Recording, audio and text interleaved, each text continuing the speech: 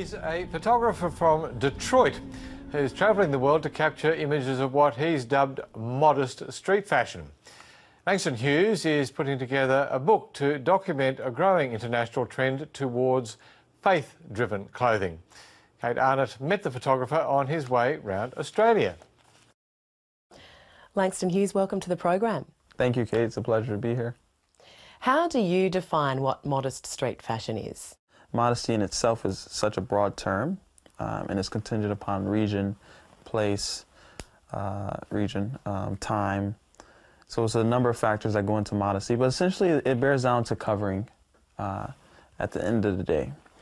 And adorning themselves, these fashion bloggers who are participating in modest street fashion, they're just taking elements from street fashion which already exists and expressing their own style. And I want to grab something. What inspired you to take this project on? It was a number of bloggers reaching out to me to do photographs for their blogging, for their Instagram, for their different projects, and I just noticed that there was this gap, and I wanted to create something tangible as opposed to just creating these projects or participating in these projects for these bloggers. So I felt like this would be something that's tangible, it hasn't been done before, and it would be long-standing. You've captured some beautiful and powerful images, but who exactly do you choose to photograph and why? So right now I'm looking at a lot of the fashion bloggers. They have an indispensable role in the industry right now in regards to social network.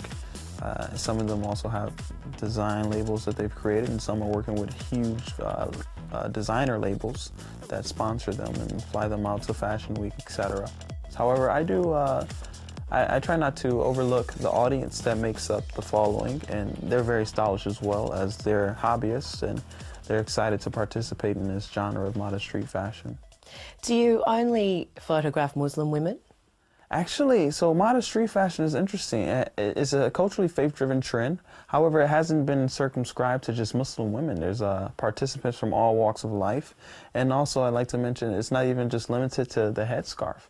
I personally don't believe modesty only lays within wrapping the hair. But I've heard you say too that you have photographed some non-Muslim women who choose to wear a hijab. This is correct. Yeah, there's a growing trend of non-Muslim women, predominantly from Christian backgrounds, that like to wear hijab in the same style and fashion and method that the Muslim women are wearing it. Is that surprising to you? Extremely surprising to me, but it's very interesting, and I think it shows a lot of solidarity.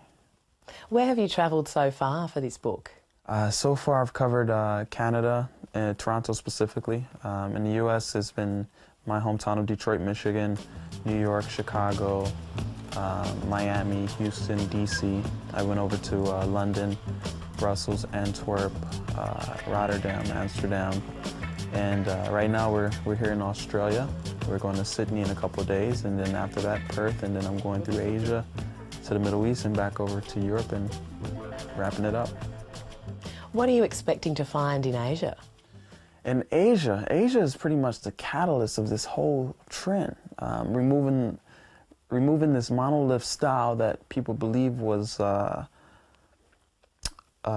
compulsory, because it's a very vague term in the religious book, and I mentioned earlier it's not just Muslims, but predominantly participating in this genre as Muslims. Asia was the first to do it. Kuala Lumpur, Jakarta, their style is it's a huge assortment. There's a great variety that I find right now on Instagram and YouTube and the sort of social networks. So I know it's going to be breathtaking. It's going to be vibrant, as I've seen online. It's going to be surprising at the same time, because it's pervasively different, I've noticed, amongst the bloggers and even the enthusiasts. So I really can't pinpoint it. There's a number of things I'm sure I'm going to find in these Asian countries. There's been such an explosion of bloggers in this area. Why do you think that happened, and when did it happen? I would say it probably happened recently, very soon. Like, even my project itself has only been running since September, and it's exploded. The thing is, with the social networking, when it comes to the Instagram and the YouTube and the Twitters and the Facebook pages, receiving the likes, it's a domino effect, and it accumulates rapidly, and more people are being exposed to maybe a fashion blogger each day. And so initially when I was first looking to come to Australia, it was kind of difficult to find. I think, especially in Melbourne, we were only aware of one fashion blogger. But now we're starting to see that there's more. And even the fashion blogger we initially found didn't have a huge following at the time, but now it's doubled or even tripled since we were looking into it. And that was only a matter of months, maybe just over 5 or 6 months. You know? So it's just this snowball effect, and it's because social networking just works like that. Langston Hues, thanks for joining us. Thank you for having me. I appreciate it.